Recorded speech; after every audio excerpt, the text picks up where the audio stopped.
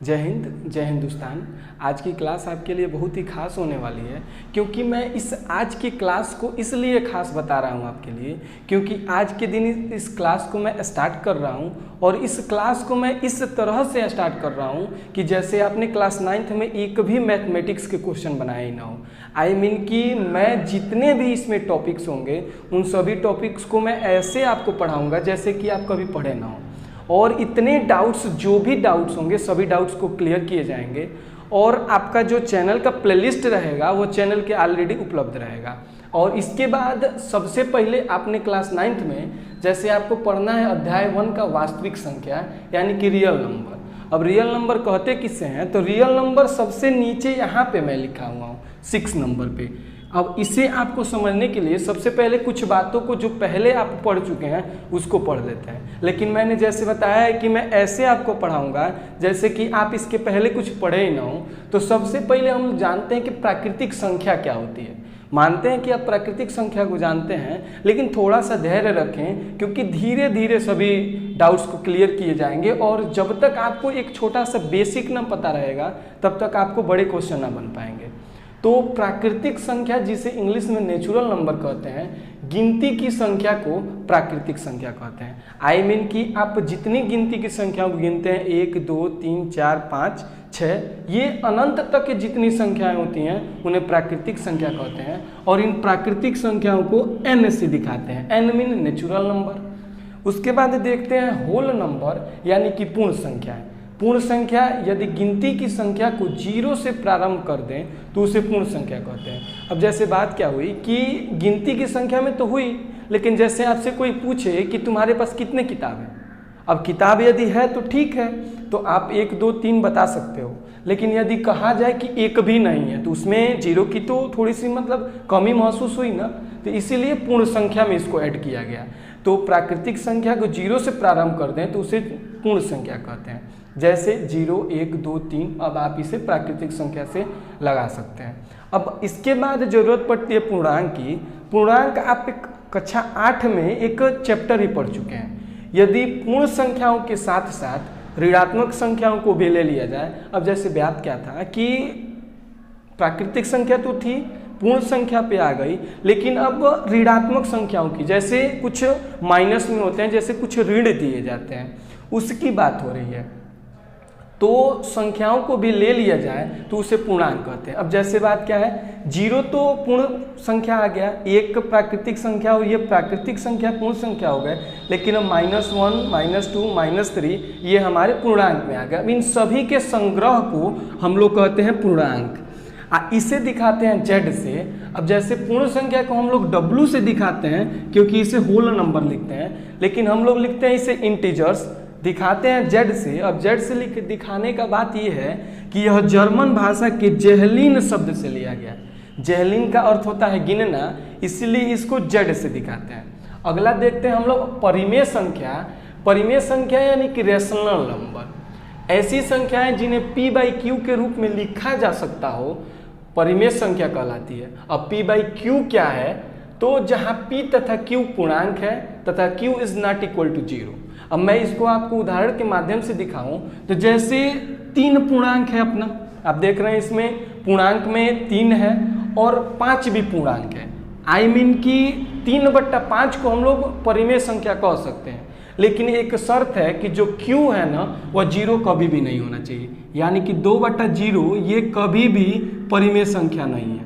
ऐसा नहीं है परिमेय संख्या नहीं है क्योंकि इसमें यदि किसी नंबर में 0 से भाग देते हैं तो वह अनंत आता है, और अनंत की गणना करना आसान नहीं है, मुश्किल है, इसीलिए इसे अपरिमेय संख्या कहा जाता है।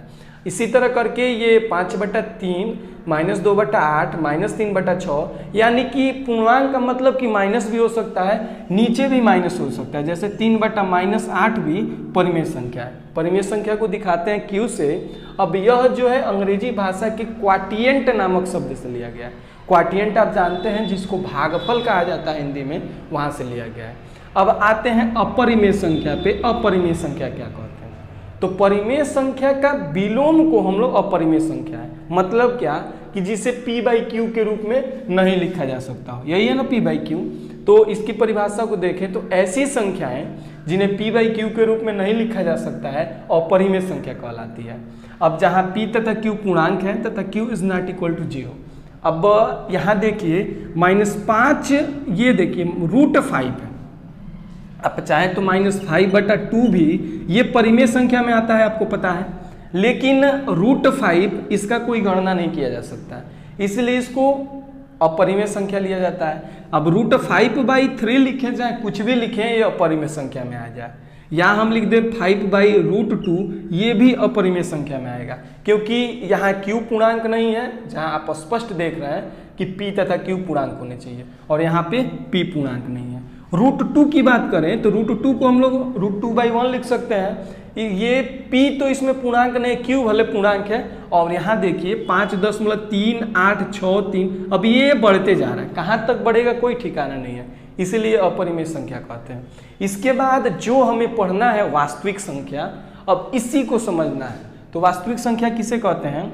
परिमेय संख्या और अपरिमेय संख्या के संग्रह को वास्तविक संख्या कहते हैं। यानी कि परिमेय संख्या ये ले रहे हैं आप, अब परिमेय संख्या में एक भी है, यह भी है, यह भी है, और अपरिमेय संख्या में यानी कि √5/3 या √2 या 5.2863, ये पता नहीं कहाँ तक जाएगा, ये सबको लिखना है।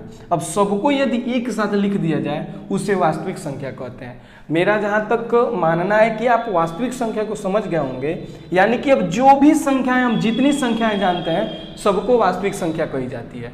अब एक बात और है कि हम क्लास 10th में वास्तविक संख्या में परिमेय संख्या और अपरिमेय संख्या को एक में नहीं पढ़ेंगे।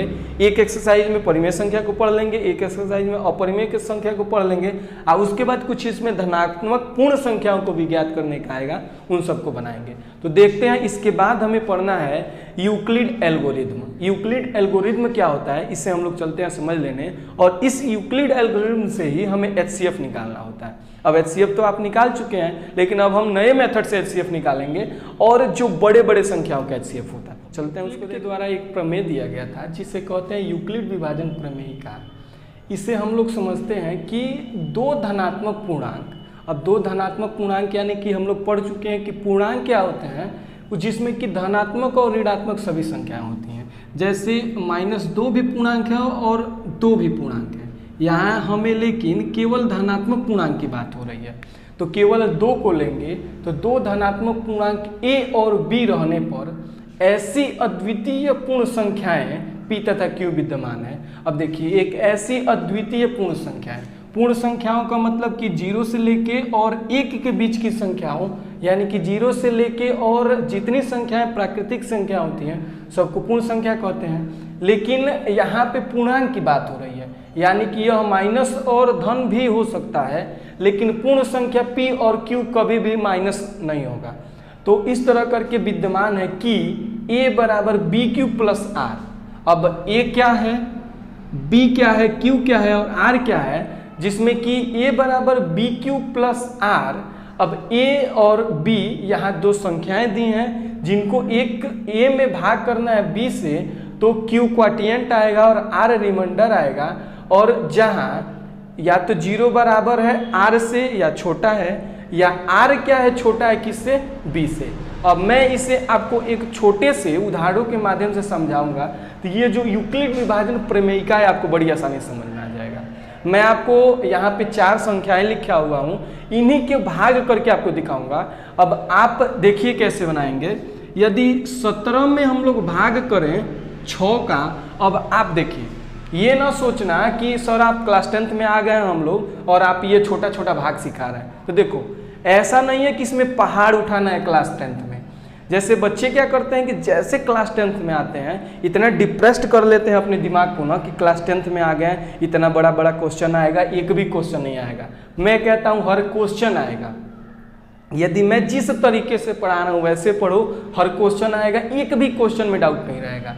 इसको क्या करें कि 17 में 6 से डिवाइड करें और इस 9 में 4 से डिवाइड करें, और यहाँ पे देखिए 35 में यदि 7 से डिवाइड करें। बस आपको देखना है मैं कर क्या रहा हूँ, अभी आपको ये पूरी तरह समझ में आ जाएगा। और यदि हम क्या करें कि 2 में 4 से डिवाइड करें। अब एक बात बताओ, यदि 6 से पहाड़ा पड़े 17 लाने के लिए तो कितना होगा, 6 तो 18 हो जाएगा, यानी कि 6 दूनी 12, हमारे पास बच जाएगा 5। इसको सॉल्व करें तो 4 दूनी 8 और 8 यहाँ लिखते हैं, 1 यहाँ लिख देते हैं। यदि इसको सॉल्व करें तो इसको लिख देंगे 7 पचे 35, यानी कि हमारे पास 0 बच जाएगा। और इसको लिखें तो अब देखो 2 कम है, ये है ज़्यादा, यहाँ दशमलव लगा के हम लोग लिख सकते हैं। यदि दशमलव लगाए तो इसको लिख सकते हैं कि दशमलव, तो ये 0 हो जाएगा, तो लिखा सकता है 4 पचे 20। लेकिन यदि हमको दशमलव न लगाना हो तब क्या कर सकते हैं, तो यदि दशमलव न लगाना हो तो मैं इसको भी मिटा दूं, इसको भी मिटा दूं, तो 4 में 0 का पहाड़ा पड़े तो 0 होगा, और यह 0 हो जाएगा तो 2 बच जाएगा। यानी कि हमें ज़्यादा इसमें दिमाग ना लगाना है, बोले ना एकदम आसान। अब एक बात बताइए, इसको क्या कहते हैं, इसको कहते हैं भाजक, इसको बोलते हैं भागफल, इसको बोलते हैं भाज्य, ये जो आपका नीचे होता है उसको बोलते हैं शेषफल। अब आपको जहां याद होगा कि भागफल को क्वाटिएंट बोलते हैं, क्वाटिएंट मीन किस क्यू से स्टार्ट हुआ, शेषफल को बोलते हैं रिमाइंडर, यानी कि आर से स्टार्ट हुआ। अब देखिए आपका बात, जो यूक्लिड विभाजन प्रमेयिका है उसमें क्यू और आर तो अपने आ गए। अब देखिए भाज्य को हम लोग दिखाते हैं, भाज्य को हम लोग दिखाते हैं डिवाइडेंट से, यानी कि डी, और भाज्य को दिखाते हैं डिविजर से। लेकिन अब दोनों डी डी हो जाएंगे तो इसको हम लोग दिखा देंगे ए से, और भाज्य को दिखा देंगे बी से। जहां तक आपको क्लियर है कि भागफल को क्यू से, शेषफल को आर से, भाज्य को ए से, मीन कि जिस संख्या में भाग करना है उसको ए से दिखा देंगे। बस एक को याद कर लेना है, और जो भाजक हुआ तो बी है। यदि हमको इसे लिखना हो तो कैसे लिख सकते हैं, लिख सकते हैं क्या, 17 बराबर 6 गुणे 2 प्लस 5 न, इसको लिखा जा सकता है। यदि इसको इस फॉर्म में लिखें, ए बी क्यू और आर के फॉर्म में, तो क्या लिख सकते हैं, लिख सकते हैं ए 17 है तो ए बराबर, बी है कितना 6 तो बी इनटू क्यू अपना है 2, अब है 2 प्लस आर, यानी कि आप देख रहे हैं जो यूक्लिड विभाजन प्रमेयिका है हम लोग इस भाग के माध्यम से ला चुके हैं। अब इस यूक्लिड विभाजन प्रमेयिका से हम लोग HCF को निकालते हैं, जिसको बोलते हैं यूक्लिड विभाजन एल्गोरिथ्म। इसी तरह आप इसमें भी लिख सकते हैं, ये है Q, ये है R, क्योंकि यह क्वाटिएंट है, भागफल है, ये रिमाइंडर है, और 9 को A लिख देते हैं और इसको B लिख देते हैं। तो मैं लिख दूं खटाखट जल्दी जल्दी, और ये है R। यदि इसको हम लोग लिखें तो लिखा जा सकता है A बराबर B into Q plus R। अब A के जगह पे है 9 बराबर B के जगह पे 4 इंटू क्यू के जगह पे लिख सकते हैं 2 प्लस R क्या है 1। ये एक हमारा यूक्लिड विभाजन प्रमेयिका आ गई। यदि इसको हम लोग सॉल्व करें तो लिख सकते हैं, हम देखिए R अपना क्या आ गया है 0। इसको लिख सकते हैं 35 बराबर 7 गुणे 5। कभी भी आप Q को पहले ना कीजिएगा, क्योंकि Q पहले करने में तो कोई दिक्कत नहीं है, क्योंकि हम लोग 5 गुणे 3 को भी 15 लिखते हैं और 3 गुणे 5 को भी 15 लिखते हैं। लेकिन बात क्या है कि हमें कंसेप्ट के साथ चलना है। यदि कंसेप्ट गड़बड़ करेंगे तो फिर HCF जब निकालना होता है तो जहां R 0 होता है वही हमारा HCF होता है B। लेकिन अब यहाँ हम Q भी इधर उधर कर देंगे तो फिर दिक्कत हो जाएगा। इसी वजह से मैं कह रहा हूँ, अब यहाँ पे 35 बराबर लिख सकते हैं 7 गुणे 5 प्लस 0। ये क्या हो गया, इसका यूक्लिड विभाजन प्रमेयिका से। और जब 0R आ जाता है ना, इसी को हमारा जो B होता है वही HCF होता है। समझ रहे हैं बात को, बस इतना समझिए। अभी मैं एक उदाहरण दे के आपको समझा रहा हूँ, हर क्लियर होगा डाउट। इसके बाद इसको लिख सकते हैं 2 बराबर 4 गुणे 0 प्लस 2, यानी कि यह भी क्या होगा, यूक्लिड विभाजन प्रमेयिका से इसको भी लिखा जा सकता है। यानी कि जब जिसमें भाग करना है वह छोटा हो तो क्या होगा, तो B तो बड़ा हो सकता है लेकिन 0 हो सकता है क्वाटिएंट यानी कि भागफल।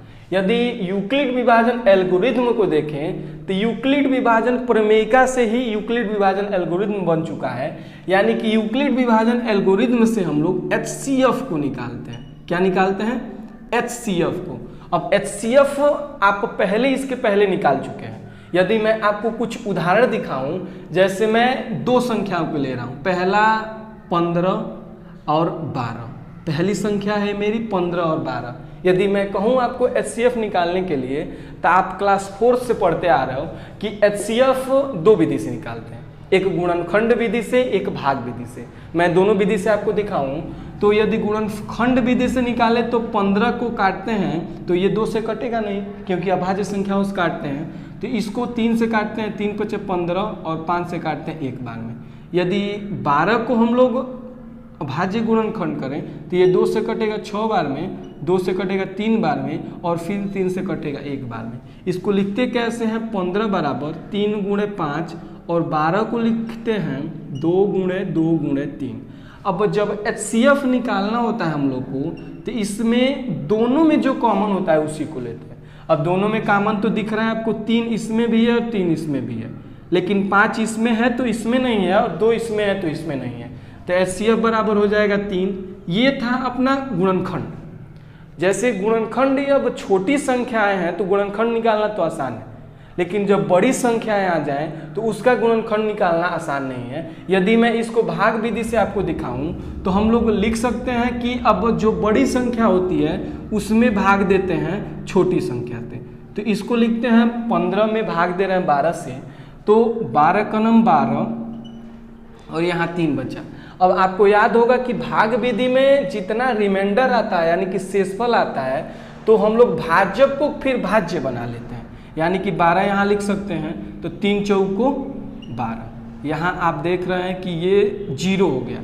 अब जैसे मैंने बताया और आपको पता भी है कि जब भी शेषफल 0 आता है तभी उसका जो भाजक होता है वही क्या हो जाता है? HCF।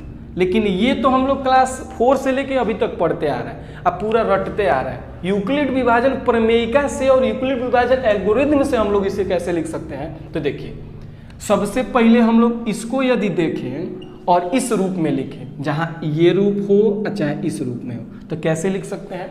इसमें आप देख रहे हैं कि ये है भागफल। भागफल को हम लोग दिखाते हैं Q से यूक्लिड विभाजन प्रमेय में, और ये है भाजक, इसको दिखाते हैं 20, और जो भाज्य होता है उसको दिखाते हैं A से, और जितना रिमाइंडर बच जाता है उसको दिखाते हैं R से। यदि हम लोग इसको लिखें तो लिखा जा सकता है A बराबर BQ + R।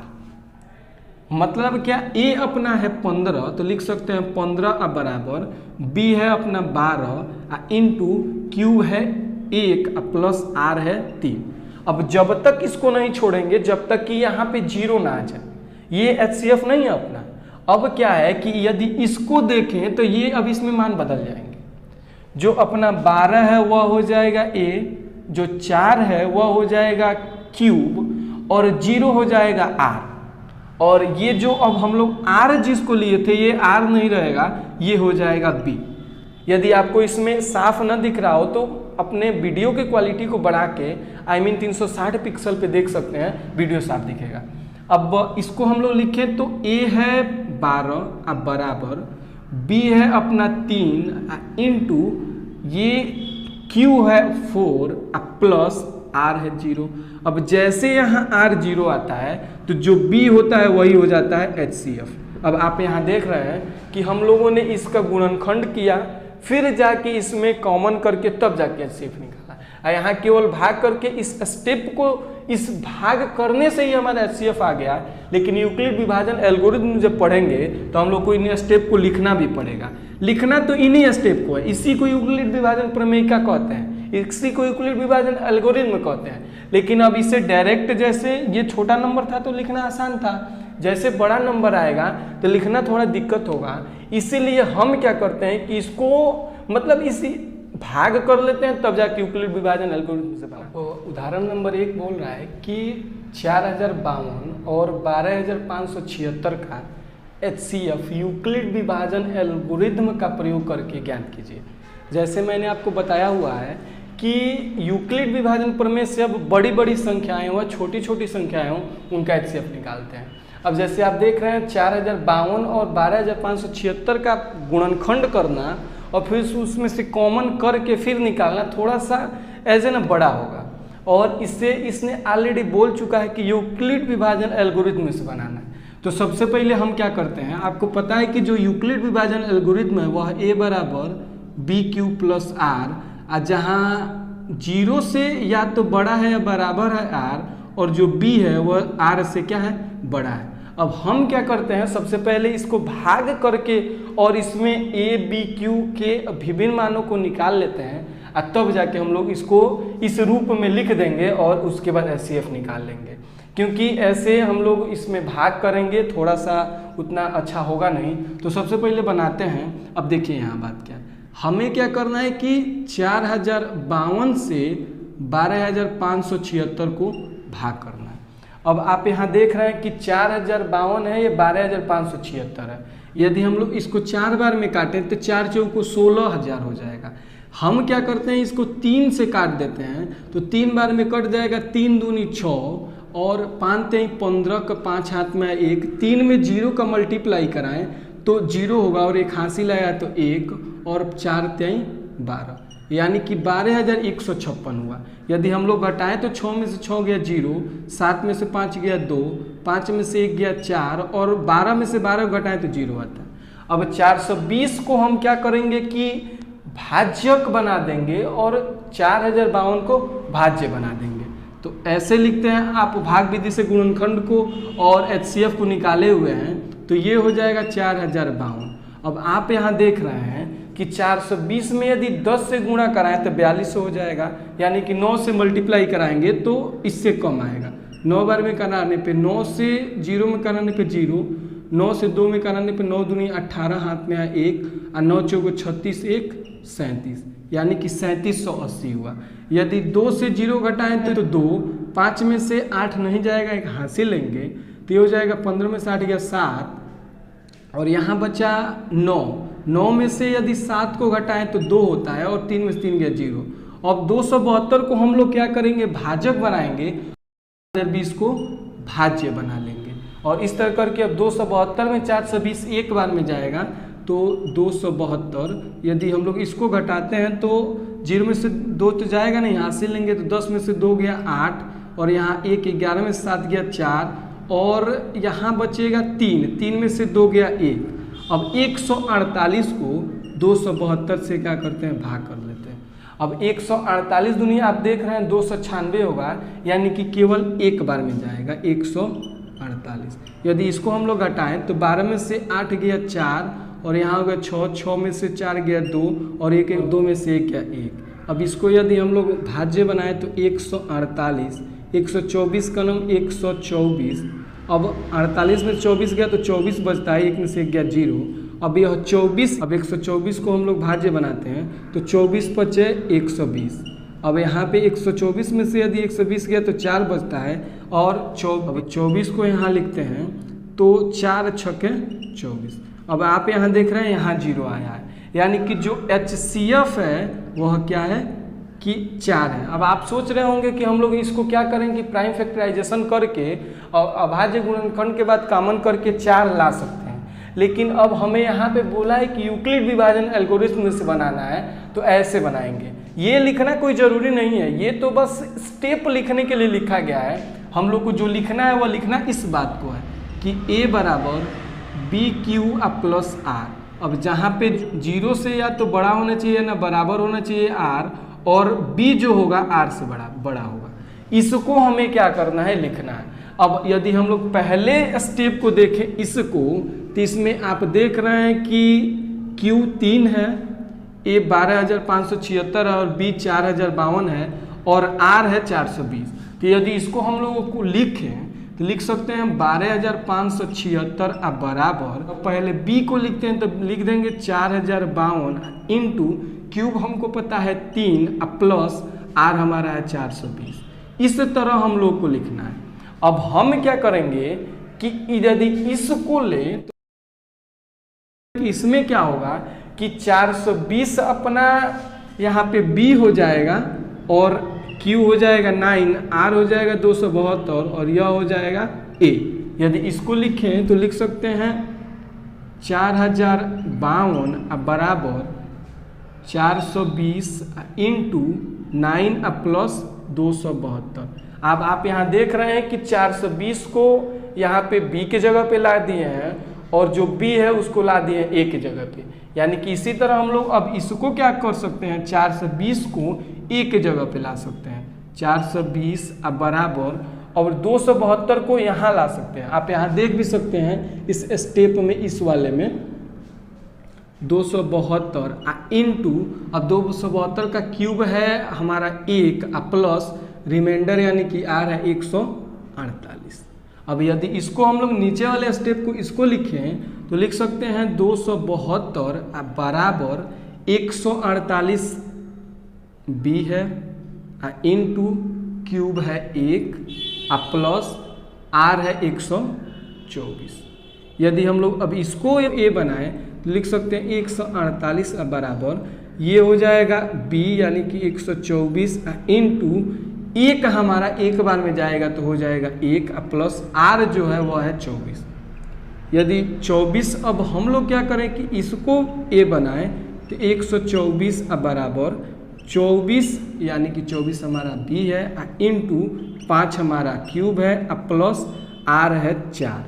अब हम क्या कर रहे हैं कि 24 को a बना रहे हैं तो 24 बराबर अब यह b अपना है 4 r इंटू 6 है क्यूब प्लस r है 0। अब जहाँ ये 0 r आएगा उसका b ही होगा HCF, तो लिखेंगे HCF बराबर 4। इसको हमें इन स्टेप्स को इनको हमें लिख के दिखाना, यूक्लिड विभाजन एल्गोरिथम इसको कहा जाता है। ये तो हम लोगों ने बस समझने के लिए लिखा हुआ है। तो चलते हैं अगले प्रश्न का जो उदाहरण दिया हुआ है उसको सॉल्व करने में। बस इसको यदि आप आराम से बनाएंगे तो इसमें किसी भी प्रकार का दिक्कत नहीं होगा, लेकिन यदि आप ये सोच के बनाएंगे कि मैं अब क्लास 10th में पढ़ रहा हूँ ये जाऊँगा भाग बनाने, तब तो बनेगा नहीं और थोड़ा सा दिक्कत होगा। मैंने आपको बताया है ना कि आप बस आराम से बनाइए, स्टेप वाइज बनाइए, हर क्वेश्चन डाउट क्लियर होगा। जब ये क्लियर रहेगा तो दूसरा क्वेश्चन क्लियर रहेगा, जब दूसरा रहेगा तो तीसरा रहेगा। सब क्वेश्चन को बनाते हैं क्योंकि इसको भी तो पूछा जा सकता है ना। पेज नंबर 2 बोल रहा है दर्शाइए कि प्रत्येक सम धनात्मक पूर्णांक 2q के रूप का होता है तथा विषम पूर्णांक 2q + 1 के रूप का होता है जहाँ q कोई पूर्णांक है। अब इसे हमें क्या करना है कि यूक्लिड विभाजन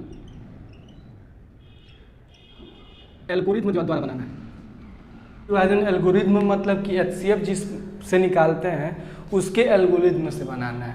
और उदाहरण नंबर 3 भी सेम है कि दर्शाइए कि सम धनात्मक पूर्णांक, यहाँ सम नहीं होगा 1 होगा, दर्शाइए कि एक धनात्मक विषम पूर्णांक 4q + 1 या 4q + 3 के रूप का होता है। अब हम क्या करते हैं कि पहले इसको सॉल्व करते हैं। अब यूक्लिड विभाजन प्रमेयिकाई एल्गोरिथम क्या होता है, a बराबर BQ + R, जहाँ जो इसमें a होता है, r होता है, b होता है, जहाँ 0 से बड़ा है या 0 के बराबर r होता है और b से छोटा होता है। अब हम क्या करते हैं कि इससे तुलना कर लेते हैं। जैसे लिखते हैं कि 2q या 2q + 1 से तुलना करने पर, यदि तुलना करें हम लोग तो देखिए अब बात क्या है, 2q + 0 भी इसको हम लिख सकते हैं, यानी कि इसमें भी b बराबर 2 है और इसमें भी b बराबर 2 है, तो हम लोग लिख सकते हैं कि b बराबर 2 तथा अब यहाँ आप देख रहे हैं कि क्यूब क्या है कि एक पूर्णांक है, यानी कि क्यूब का मान कहीं भी नहीं बदल रहा है, तो क्यूब बराबर क्यूब लिख सकते हैं। अब जितना भी खेल है ना ये r के मान में है, r का जो मान है या तो क्या हो सकता है 0 या 0 के बराबर तो हो सकता है, उससे बड़ा हो सकता है, लेकिन b से छोटा होता है। अब इसमें b हमारा 2 है, तो एक तो r होगा कि 0 हो सकता है और एक b से छोटा हो सकता है। b है अपना 2 तो यह एक 1 हो सकता है, यानी कि r के 2 मान हो सकते हैं, एक 0 हो सकता है, एक 1 हो सकता है। और इसी के मान से अब इसमें मान को रख के हम लोग इसको क्या करेंगे, प्रूफ करेंगे। तो लिखेंगे क्या कि a बराबर BQ + R में मान को रखने पर, अब जब रखेंगे तो पहली स्थिति हम लोग लिखेंगे कि जब r बराबर 0 हो, तो जैसे r बराबर 2 मान है, एक मान है 0, एक मान है 1। अब हम लोग पहले r का मान 0 रखेंगे।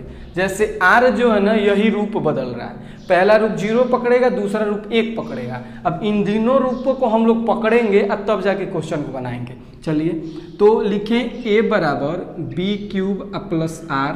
अब r बराबर 1 रखना है तो लिख सकते हैं a बराबर b का मान है हमारे पास 2, तो 2 क्यूब प्लस 0 यानी कि a बराबर 2 क्यूब। अब आप यहाँ देख रहे हैं कि किसी भी नंबर में, चाहे वह कोई भी नंबर हो, जैसे यहाँ बोला गया ना कि धनात्मक पूर्णांक है, यानी कि कोई भी नंबर हो यदि उसमें 2 से मल्टीप्लाई कराएंगे तो 2 से कट जाएगा, यानी कि 2 से यदि डिवाइड करें तो ये 2 से कट जाएगा, यानी कि यह एक सम संख्या है। तो लिखेंगे क्या, 2 क्यूब 2 से विभाजित है।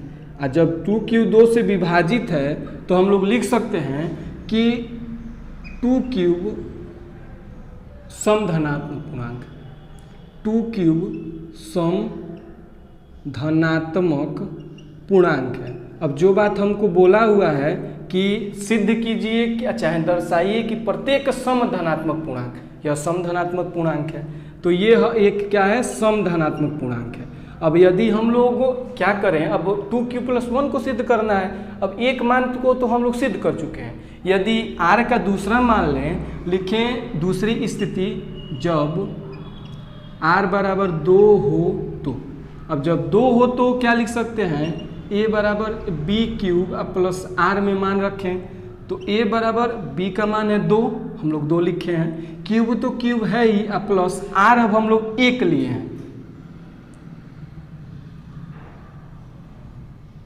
अब r को हम लोग 1 लिए हैं, 2 तो लेना नहीं है, तो 1 लें तो क्या हो जाएगा। अब देखिए किसी भी नंबर में, कोई भी नंबर हो, यदि वह सम हो उसमें यदि 1 जोड़ दें तो वह विषम हो जाएगा। ठीक, तो इस तरह करके अब इसमें यह 2 है तो इसमें 1 जैसे जोड़ेंगे अब विषम हो जाएगा। यानी कि अब देखिए इसमें 2 का मल्टीप्लाई हुआ है तो यह सम होगा तभी भी 2 का मल्टीप्लाई हो जाएगा तो सम ही रहेगा। यदि क्यूब विषम होगा तभी भी 2 का मल्टीप्लाई होगा तो सम हो जाएगा। यानी कि ये मिला जुला के सम हो गया। 2 का जैसे मल्टीप्लाई कराएंगे, चाहे वो सम नंबर हो चाहे विषम नंबर हो, दोनों क्या हो जाएंगे, सम हो जाएंगे, और 1 जोड़ेंगे तो वह विषम हो जाएगा। इसीलिए अब इसमें कुछ कॉमन हो नहीं रहा है, या ऐसे समझ सकते हैं कि इन दोनों में 2 को कॉमन करें तो 2 थोड़ी कॉमन होगा, तो जब 2 कॉमन नहीं होगा तो ये 2 से नहीं कटेगा। तो इस तरह लिख सकते हैं कि 2 क्यूब प्लस 1 2 से विभाजित नहीं है, विभाजित नहीं है। और जब 2 से विभाजित नहीं है तो क्या लिख सकते हैं कि 2 क्यूब प्लस 1 विषम पूर्णांक है। अब बस इतना ही बोला हुआ है हमें सिद्ध करने के लिए, तो बस इन्हीं दोनों बातों को हम लोग एक यहाँ पे सिद्ध कर चुके हैं। और यदि तीसरे प्रश्न को हम लोग देखें तो तीसरा उदाहरण हमें बोल रहा है कि दर्शाइए कि एक धनात्मक विषम पूर्णांक 4q प्लस 1 या 4q प्लस 3 के रूप का होता है। यानी कि अब यहाँ पे हमें b का मान 4 लेना है तो r के मान हो सकते हैं, एक हो सकता है 0, एक हो सकता है 1, एक हो सकता है 2 और एक हो सकता है 3, यानी कि 4 मान r के हो सकते हैं। यानी कि r के मान 4 हो सकते हैं और q का मान q भी है। तो जैसे इसको सॉल्व किए हैं सेम ऐसे ही सॉल्व करते हैं। लिखते हैं क्या, हल लिखेंगे यूक्लिड विभाजन एल्गोरिथम से। आज या यूक्लिड विभाजन प्रमेयिका भी लिख सकते हैं, कोई गलत नहीं होगा। तो क्या होगा, a बराबर बी क्यू प्लस आर। अब जहाँ पे हम लोग यदि निकालें तो 0 के बड़ा होगा या बराबर होगा r और b से छोटा होगा। यानी कि यदि हम लोग इससे तुलना करें तो पहले तुलना किसकी करनी है, 4 क्यूब प्लस 1 या 4 क्यूब प्लस 3 से लिखेंगे तुलना करने पर। यदि इसको ना लिखें तभी भी काम चल जाएगा, लेकिन यदि उसको लिखते हैं ना तो मीन की एक स्टेप बनता है, याद रहता है इस बात को, तो थोड़ा सा मैथ में याद भी करना पड़ता है। तो लिखेंगे b का जो मान होगा वह होगा, यहाँ भी 4 है यहाँ भी 4 है, तो b बराबर हो जाएगा 4। और क्यूब जो है, क्यूब तो क्यूब ही, अब यहाँ पे नहीं बोला हुआ है कि कोई पूर्णांक है, लेकिन क्यूब है तो क्यूब पूर्णांक ही होगा। तो क्या लिख देंगे, क्यूब बराबर क्यूब। अब देखिए आर के जो मान है उन्हीं में हम लोग को फेरबदल करना है। अब आर के जो मान है वह या तो 0 होगा या 0 से बड़ा होगा, तो लिख देंगे आर बराबर 0। और क्या शर्त हो सकता है कि b से छोटा होगा, b है 4, तो b से छोटा क्या क्या हो सकते हैं, 1 2 3, बस इतने मान आर के हो सकते हैं। आर के 4 मान हो सकते हैं। अब इसमें हमें 4 स्थितियां बनानी है। 4 स्थिति में अब हम लिखेंगे क्या, पहली स्थिति, अब मैंने यहाँ लिखा हुआ कि a बराबर बी क्यू में मान रखने पर ऐसे भी लिख सकते हैं। पहली स्थिति क्या, कि जब r बराबर 0 हो, तो जब r बराबर 0 होगा तो क्या होगा, a बराबर बी क्यूब प्लस r का मान 0 रखें, b का मान 4 लिखें, q का मान क्यूब है, तो a बराबर हो जाएगा 4 क्यूब प्लस 0। यानी कि अब जो 4 क्यूब है वह 2 से कट जाएगा, क्योंक't 2 से डिवाइड करें तो यह 2 बार में कट जाएगा। तो लिखेंगे क्या, 4 क्यूब 2 से विभाजित है, अतः यह समपूर्णांक है। हमें समपूर्णांक तो सिद्ध करना नहीं है, तो इसको ऐसे ही छोड़ देते हैं। दूसरी स्थिति लेते हैं, जब r बराबर 1 हो, तो r बराबर 1 होगा तो क्या होगा, लिखें जब r बराबर 1 हो, तो r बराबर 1 होगा तो क्या लिखेंगे, a बराबर बी क्यू प्लस r। अब a बराबर b का मान है 4, q का मान है क्यूब और r का मान है 1। अब आप यहाँ देख रहे हैं इसमें से यदि 2 को कॉमन करें तो 2 तो 4 में से कॉमन हो जाएगा, लेकिन 1 से कॉमन नहीं होगा, इसीलिए यह 2 से विभाजित नहीं होगा। तो नहीं होगा तो लिखेंगे यह 4 क्यूब प्लस 1 2 से विभाजित नहीं है, विभाजित नहीं होगा। जब विभाजित नहीं होगा तो लिखेंगे अतः 4 क्यूब प्लस 1 विषम पूर्णांक है, विषम पूर्णांक है। इसी को हमें सिद्ध करना है, तो इसको हम लोग अंडरलाइन कर लेंगे।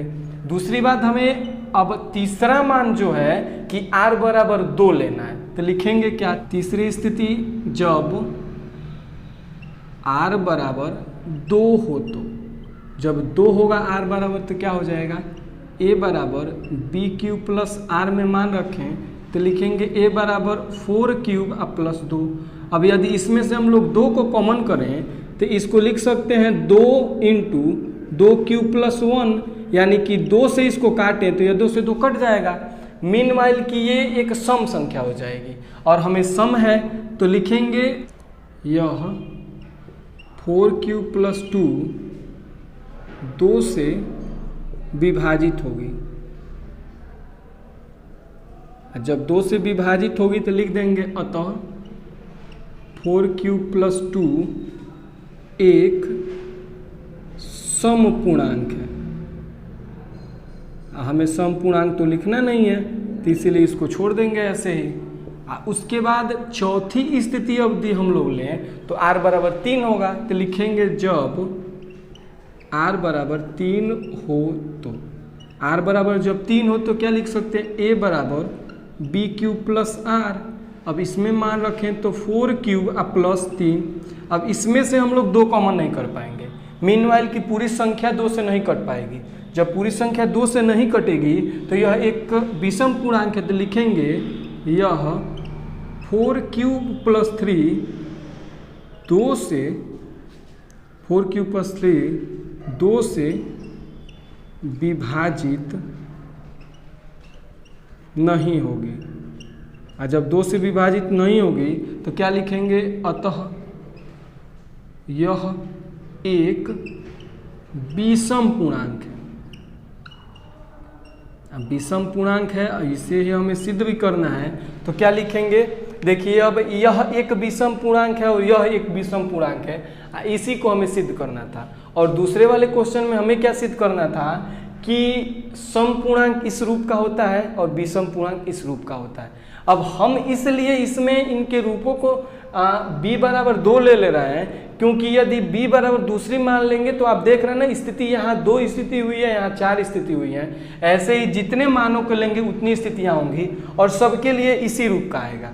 तो चलते हैं अगले उदाहरण को देख लेने। ये उदाहरण बड़े मन बोल रहा है कि एक मिठाई विक्रेता के पास 420 काजू की बर्फियाँ और 130 बादाम की बर्फियाँ।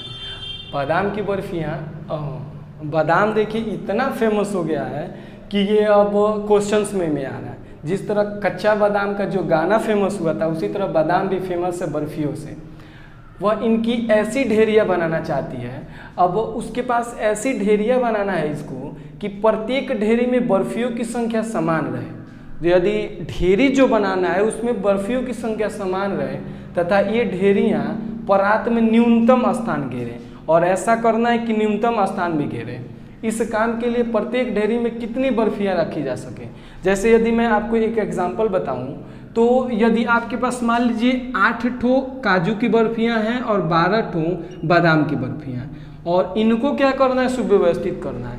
यदि हम प्रत्येक लाइन में 2-2 बादाम की बर्फियाँ रखें तो 1-2 इस तरह करके काजू के लिए रख सकते हैं और बादाम के लिए इस तरह रख सकते हैं, 2-2 4 1 5 और इस तरह। ऐसे तो प्रत्येक लाइन में उनकी संख्या तो समान हो गई, लेकिन ज़्यादा स्थान घेर रहा है। और यदि हम क्या करें कि इनको 4-4 में व्यवस्थित कर दें, 1 2 3 4 और फिर 1 2 3 4, तो ये तो हो गया किसके लिए, काजू के लिए।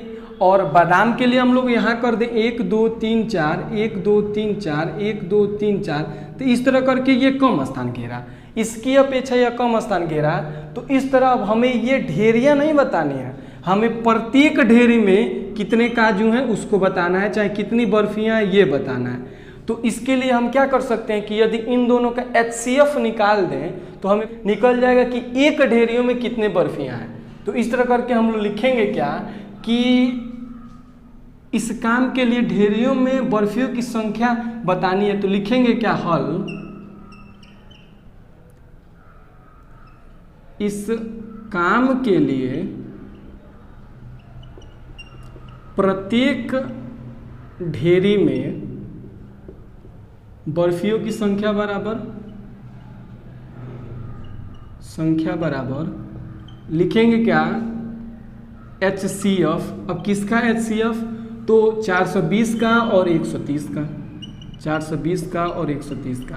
अब हम क्या कर सकते हैं, इसको गुणनखंड विधि से भी बना सकते हैं, लेकिन हमें इसको यूक्लिड विभाजन एल्गोरिथम से बनाने के लिए, मतलब इसमें हम लोग सीख रहे हैं तो इसी मेथड से बनाएंगे। यदि इस मेथड से बनाएं हम लोग तो पहले भाग करना स्टार्ट करते हैं। 420 में भाग करते हैं 130 का।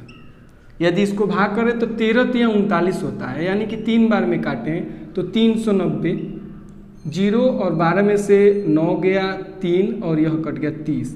अब इसको बना लेते हैं हम लोग भाज्य, तो 130 हो जाएगा, 30 3 90 और 30 चौको 120, यानी कि 120। 130 में से 120 घटाएं तो 10 होता है। इस भाजक को हम लोग अब भाज्य बना लेते हैं तो 30, यानी कि 10 3 30। अब यहाँ देखिए ये तो 0 हो गया, यानी कि हमें पता है कि प्रत्येक ढेरी में 10 ठो बर्फियाँ चाहिए। HCF यही हो गया, लेकिन यह यूक्लिड विभाजन एल्गोरिथम नहीं है, ये तो हम लोग भाग विधि से मतलब उसको निकालने के लिए निकाले हैं। लिखते क्या है, यूक्लिड विभाजन एल्गोरिथम। एल्गोरिथम क्या है, यूक्लिड विभाजन एल्गोरिथम, A बराबर होता है BQ + R। अब यदि हम लोग इसको लें तो A क्या होगा, A होगा अपना 420, B होगा 130 और Q होगा 3 और R होगा 30। तो हो क्या जाएगा, 420 बराबर 130 गुणे 3 + 30। यदि अब इसको लें तो लिख सकते हैं इस पूरे में 130 बराबर 30 गुणे 4 + 10। अब यदि इसको ले नीचे वाले तो 30 बराबर लिख सकते हैं 10 गुणे 3 + 0। अब यह जब 0 आ गया तो यही हमारा HCF होगा। तो होगा क्या, HCF बराबर 10। लेकिन हमें तो HCF निकालने के लिए बोला नहीं है, यह बोला है कि कितनी ढेरियां होंगी। तो लिखेंगे क्या, उत्तर में इस काम के लिए प्रत्येक ढेरी में 10। इस प्रकार हमने इसके परिचय और सभी उदाहरणों को समझ लिया है। अब मिलेंगे अगले वीडियो में 1.1 के सभी क्वेश्चन के साथ। तब तक के लिए वीडियो को लाइक कर दें। यदि कोई डाउट हो तो कमेंट्स करके पूछ सकते हैं, और यदि आपने चैनल को सब्सक्राइब नहीं किया हुआ है तो चैनल को सब्सक्राइब कर लें। और जय हिंद, जय हिंदुस्तान।